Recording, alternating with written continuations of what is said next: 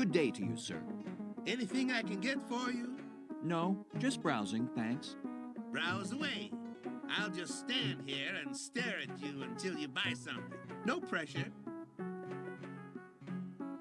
Is that plaster you carry? No, sir. Too heavy. Wouldn't want to hurt my back.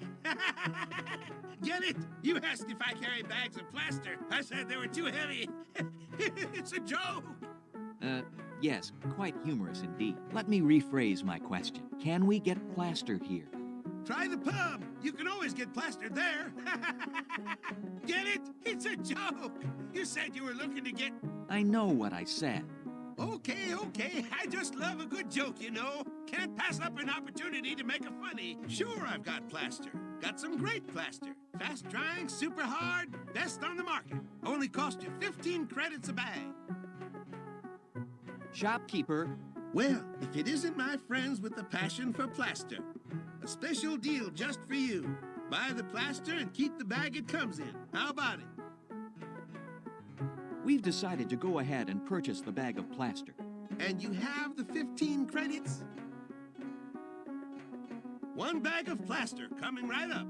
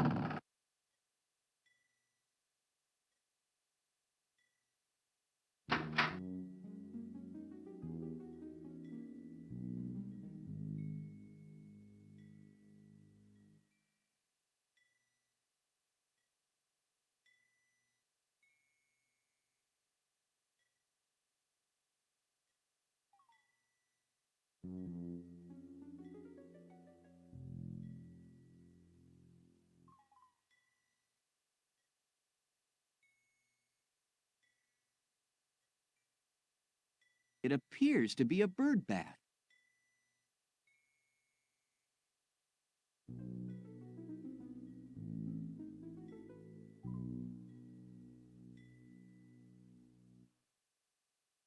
Nice, clear water.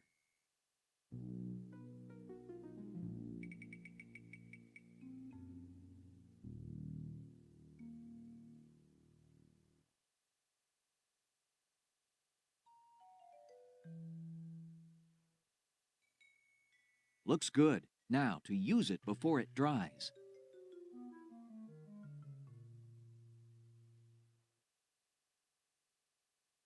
Perfect.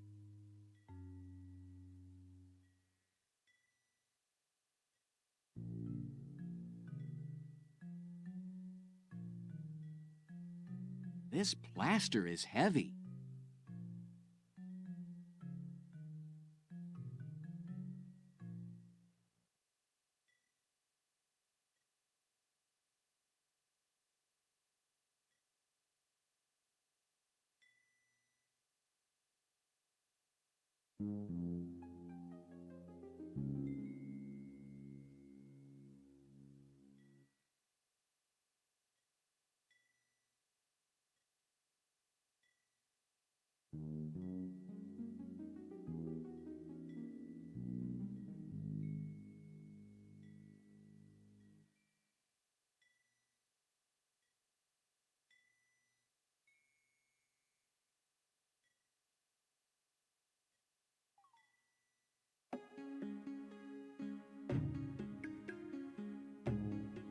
This strikes me as being most unwise.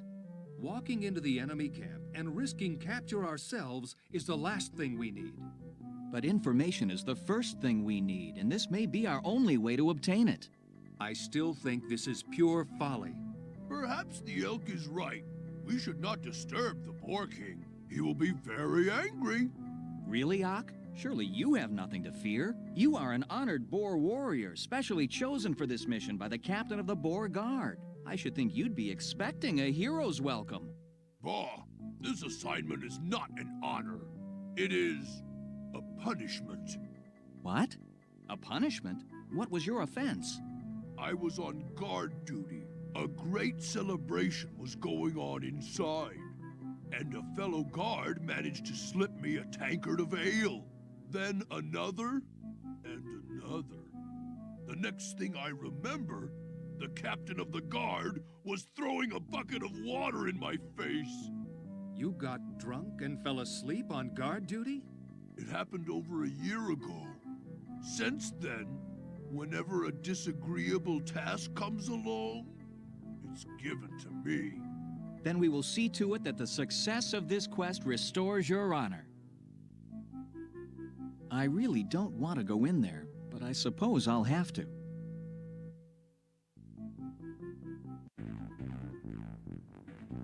Excuse me, we have come to see... Well, what have we here? If it isn't a fox and an elk. An ock! So, were you able to find your way back by yourself, or did you get lost again?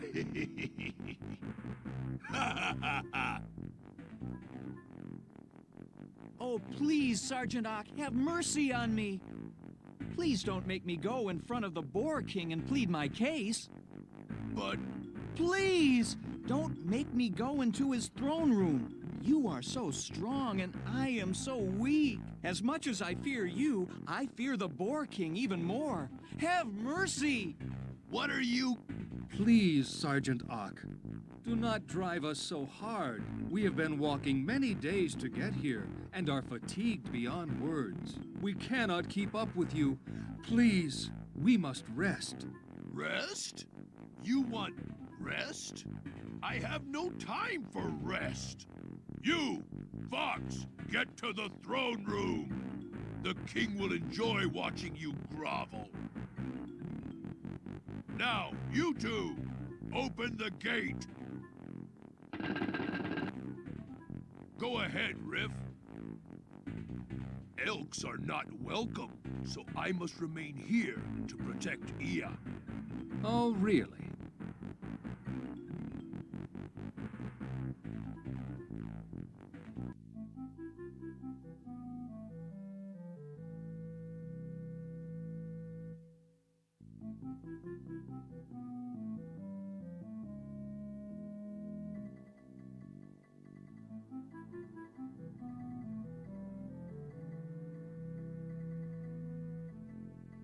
Your Majesty, presenting Riff of the Fox tribe.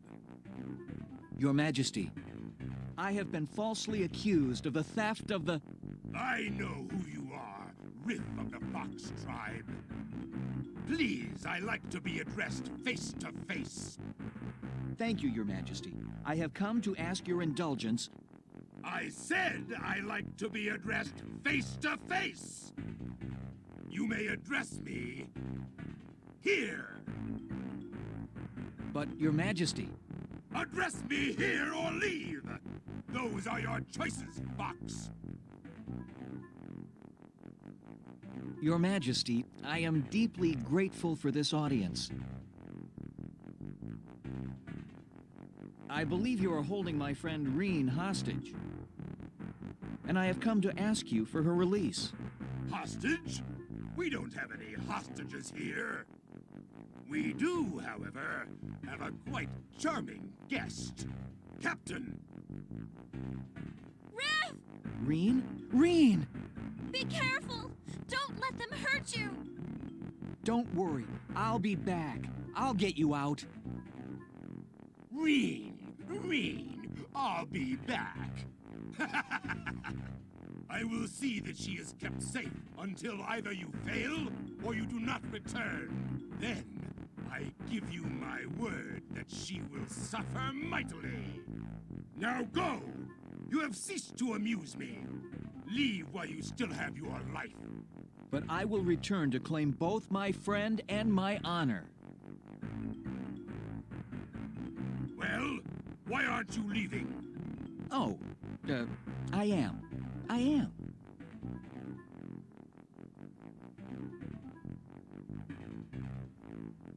Ah, the poor fox. He's doomed, and he doesn't even know it. Well, what have you learned? Ugh, mud! How revolting! I may never get this mud out of my fur. What's this? What is it? It appears to be a ring with the crest of a wolf's head upon it. Where did you get it?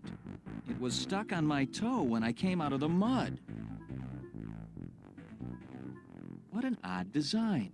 The head of a wolf.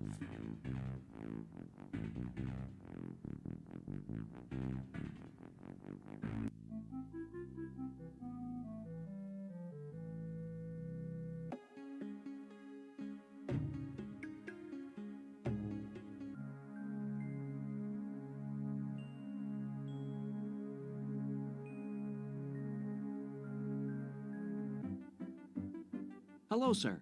We've come to Forever Mountain in hope of peering into the wildlands, that we might have some sort of idea where we are going. I am pleased to meet you. My name is Tycho Northpaw.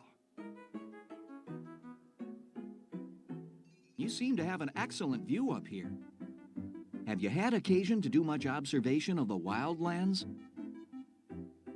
Indeed I have. In fact, I have made maps of part of them. Indeed, most interesting. I am both an astronomer and cartologist. Cartologist? A map maker. Our new friend is a map maker. Perhaps you could tell us something about the wildlands. I will tell you what I know of the wildlands. It is a place of great danger. It is also a place of great magnificence. There are hostile tribes, treacherous terrain, and roaming reptiles. It is also a land of great beauty and power. It sounds like a truly wondrous place. I could just as easily be describing the known lands. But it sounds very different. In some ways, the wildlands are very different from the known lands. In some ways, they are very similar. Have you ever been to the wildlands yourself? I have not. With my impaired sense of smell, I am at somewhat of a disadvantage in the wilds. I do, however, occasionally encounter a traveler who has been through the wildlands, and he will supply me with information. Many fear the wildlands and say they are full of unspeakable dangers. That is only fear of the unknown. If you make the unknown known, the fear has nowhere to take root. Can you give us any suggestions for our journey?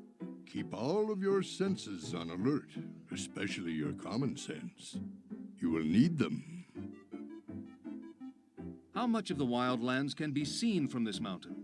That is hard to say. I cannot see as much as I used to when I had my light catcher. However, no one I have met has ever reached the other side and returned to tell their story. Yes, the wildlands are a fascinating place, but there are some other things to discuss. Tell us about yourself. How did you come to live here on the edge of the wildlands? I was born a member of the dog tribe and raised to be a hunter. However, that career was cut short. You see, I suffer from hay fever, which not only renders my sense of smell useless, but on the hunt, my sneezing had a tendency to alert the prey to our presence. I soon became quite a liability to the hunting party. I'm terribly sorry. That must have been quite difficult for you. Not really. True, the other members of the tribe soon ostracized me, but I was never much of a hunter anyway. My heart just wasn't in it. I was much more interested in the stars. I would lie on my back night after night and watch them into the early hours of the morning. I charted their progress across the sky and studied them until I knew each and every one by heart. So I decided to become an astronomer. What led you to Forever Mountain? The king of the dog tribe at the time, Rex, had no use for astronomy. He considered it a waste of time. All he cared about was the hunt. So after I was ostracized, I decided to find the highest mountain I could from which to gaze at the stars. And that was here, Forever Mountain. What did you find when you first arrived here? I found this building. Just this building? Nothing more? Oh yes, there were many other things.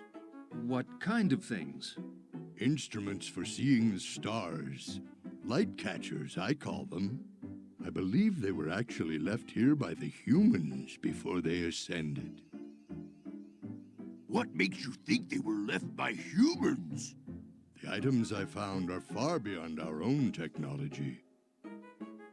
And you actually believe all of these humans ascended to the land of the clouds? Actually, I believe the humans ascended to the moon. What? The image we see on the moon? That is actually the face of a human. I believe they carved it there so we would know that they are always looking down on us, watching us and caring for us. Someday they will return. And when will that be? When we are good enough, when we have learned enough, when we have stopped fighting amongst ourselves and learned to live in peace. Only then will we be worthy. I find that hard to believe. Then what do you believe in, my young friend? I'm not sure. I'm really not sure. Ah. That's all very interesting, of course, but there are a few other things we'd like to discuss. How did you come to make these maps? From my vantage point here on the mountain, I would look through my light catcher to the wild lands below. I saw the hills and the valleys. If I saw an area of thick vegetation, I knew there must be water nearby. If it was a round, contained area, it was a lake. If it was a long, extended area, it was a river or stream. If at night I saw a fire, I assumed it must either be a campfire or a village. The size of the fire and the consistency of its occurrence told me which. You mentioned something called a light catcher. What is that? Ah, my light catcher. It is an instrument I found in this house. It makes objects that are far away seem close at hand. It makes the stars seem so close you could reach up and touch them. It makes the moon look as if it were right next door. What a wonderful apparatus. May we see it? I will show it to you, but I'm afraid the instrument itself is broken. About 8 moons ago, I had it on my desk. A strong wind blew through my window, blowing papers to the floor and taking my light catcher with it. Part of it shattered, and it has not worked since. It still pains me to think about it. What part broke? This small, round, clear part. It cracked in half. And you've been unable to repair it? I'm afraid so. That is most unfortunate. Such an instrument would help us greatly on our quest. There are a few other things we'd like to discuss. Go on. Perhaps you would lend us the use of your map. There's no point in getting a map until we have some idea of what direction we're going. You're probably right. We'll be on our way. Good luck to you.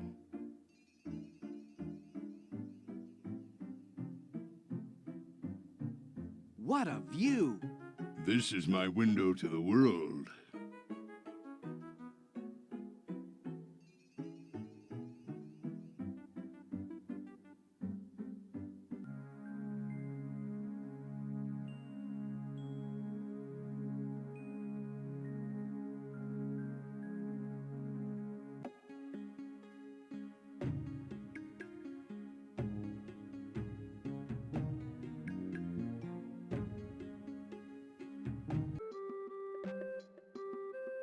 I haven't seen this many rules since I was in school. Good day to you, sir. Day it is, good it is not. We are in need of information. What sort of information? And your job is to watch this door? It is not. I am no mere watchman. There are several of us who take turns watching the door. My main duty, however, is keeping track of our trade balance with other tribes. What is your main form of exchange? We deal mostly in information. Whatever skills we have come from our vast storehouse of written knowledge. How did you get this job? It is a trade that was passed down from my father and from his father before him. You've been doing this a long time, then?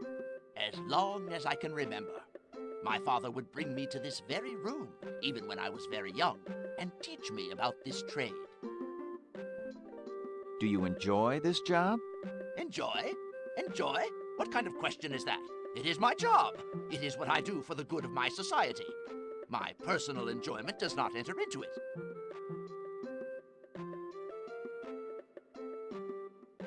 Tell us more about your society. I am curious about the history of the rat tribe. What can you tell me? I have no time for a history lesson. You should schedule an appointment with one of our historians. Your historians? That's right. We rats are one of the few tribes that can tell you about our history, for we've kept records since time immemorial. Then you are one of the older races? That's right. According to legend, we were the first race to be morphed. This may account for our copious record-keeping. Do you have actual records of contact with the humans? Ah, records of the humans. Those records are quite vague. They suggest that the humans kept our ancestors in cages while they bestowed the gift. The gift? That is what our people call the giving of self-awareness to morphs. And what happened after you were given this gift? Details are sketchy. Apparently, our ancestors worked with humans on a regular basis. In fact, they taught us their language and script. Your ancestors served the humans? Serve them? Of course not. We are not servants. We help them in their scientific experiments, on some level. Then the rats and the humans must have been great allies. Not so. Even though some humans worked with us, most of their race had great prejudice and fear toward us. They would drive us away or kill us if they could. Morphed and unmorphed alike, some had such hatred for us that they would hunt us down and set traps to catch us. What did your people do? What we had to do to survive. We segregated ourselves from man and built dwellings under the ground where we would be safe from those that would harm us. We continued that lifestyle even after the humans vanished. And you believe these legends? I believe all legends are part fact and part fiction.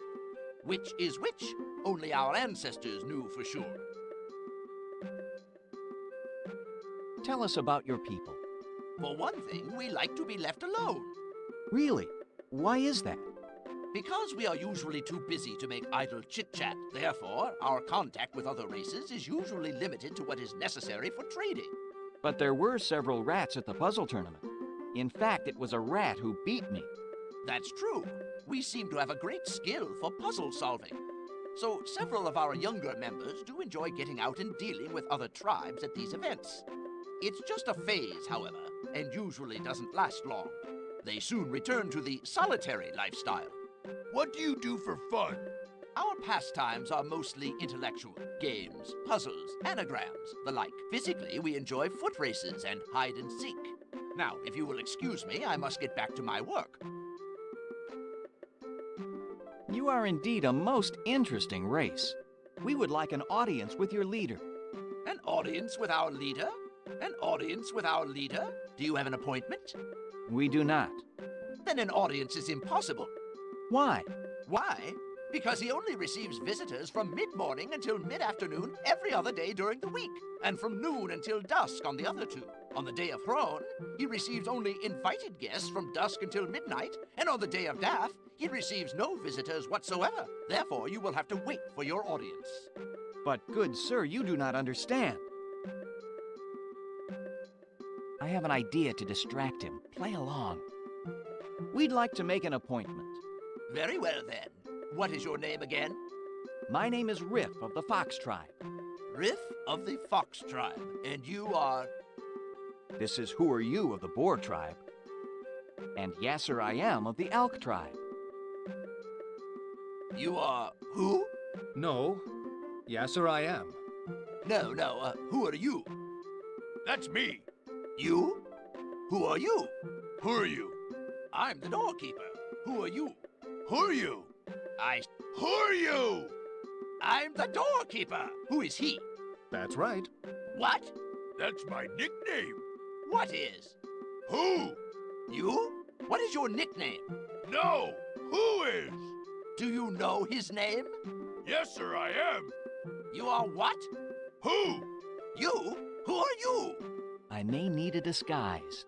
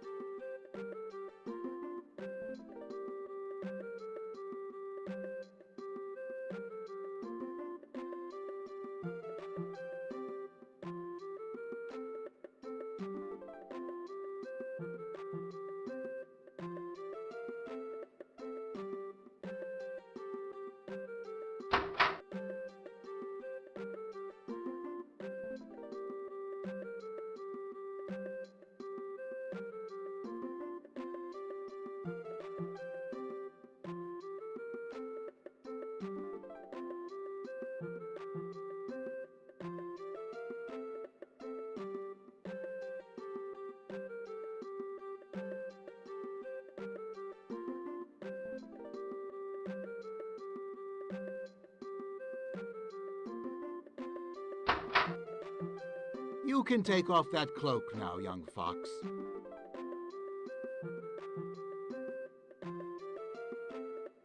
You must have had a long journey. So tell me, how did you manage to get past the doorkeeper? My friends and I provided him with a diversion. Quite clever. But then I could tell you were clever at the puzzle tournament. Aha, so that's where we have met before. Yes. I am called Sist, and I was there to witness your defeat at the hands of Scory. Scory was lucky. Sometimes all that stands between a winner and a loser is a little bit of luck. Now then, why are you here? My friends and I are investigating the disappearance of the Orb of Storms. We are at a loss as to where to start, and have heard that you know many things. Can you help us? We have knowledge, but we are not clairvoyant. We must have clues, something to go on. Have you any clues? I found what might be a clue. Let me see it then. I have made a plaster cast of a footprint found at the scene of the theft. Can you identify it? It looks familiar. I will have to consult with some of my associates. At any rate, it will not be enough for a positive identification. What other clues have you?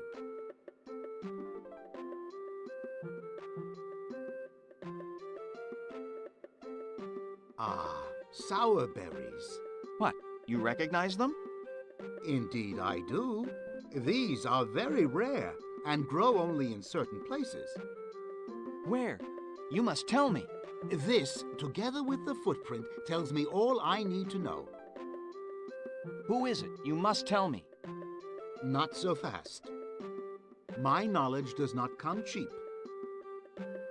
But I have very little money. Who mentioned money? It is information that I desire. What is it you wish to know? For weeks we have heard rumors of strange goings-on at the court of the Boar King. This has caused great consternation among my people, for we do not trust the boar. That is a sentiment shared by most races. I want you to go to the Boar King's court and see what you can find out. But I was just there. I find that hard to believe. Have you any proof? I did find this ring at the bottom of his mud bath. What were you doing in his... Never mind. It's a long story. Ah, this is good. This is very good. I mean, this is bad. Do you know what this ring means? It has the head of a wolf on it, so I assume it belongs to a member of the wolf tribe. It is more than that. This insignia is that of a wolf captain. That means there have been military meetings between the wolf and the boar. How do you know the ring wasn't stolen? Or maybe the wolf captain lost it?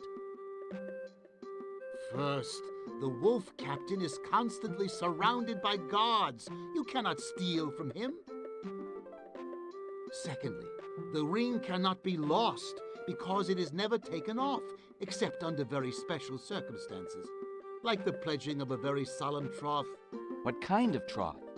It is that which fills me with fear. Whatever unholy alliance has been formed between the wolf and the boar, it can only mean trouble for the rest of the tribes. And I believe it all revolves around the missing orb. Then it is all the more important you tell me what I need to know. The footprint and the sour berries, to whom do they belong? The footprint belongs to a raccoon.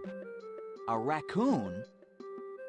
A rather large male in his mid-30s, I'd say. But raccoons are pretty rare in these parts. This raccoon isn't from these parts. The sour berries only grow at very high altitudes. Most of the raccoons have settled on an island far to the north of the known lands. Whatever raccoon made this footprint obviously brought the berries with him from the north. It is there your answers lie. Then I had best be on my way. Time grows short. Fare you well, friend Sist. Let us both hope my mission is successful. Wait! Take this wolf's head ring with you. It may prove valuable. If nothing else, it may provide you with some capital in an emergency. But this was to be your payment. The information you brought me is payment enough. Now go, and may Hrone go with you. Thank you, friend Sist.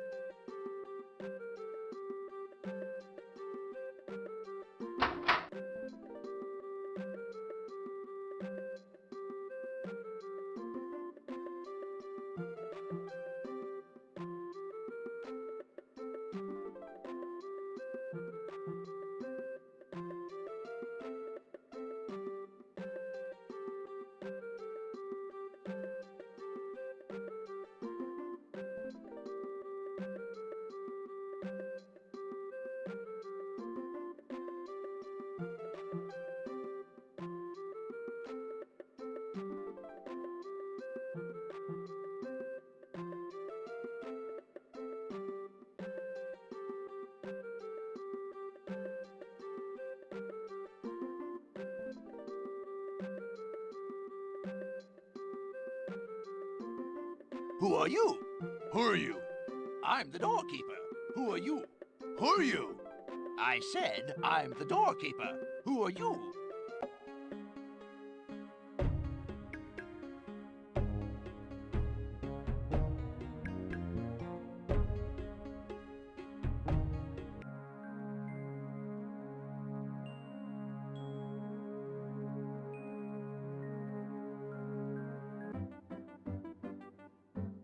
Hello, sir. Oh, I'm sorry. Are you still here? Have you something else to ask me?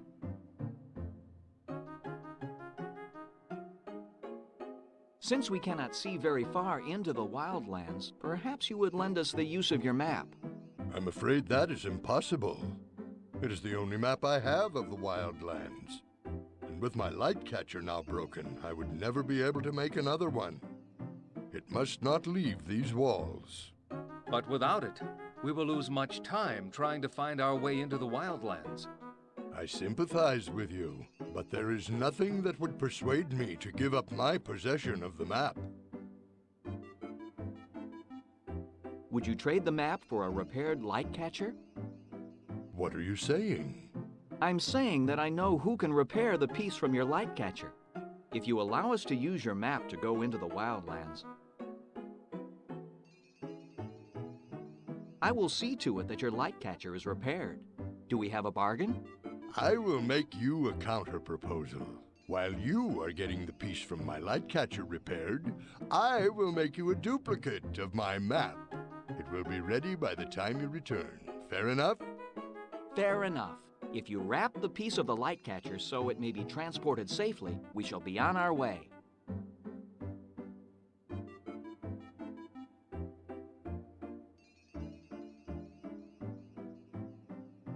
My friends, the broken piece is now in your care.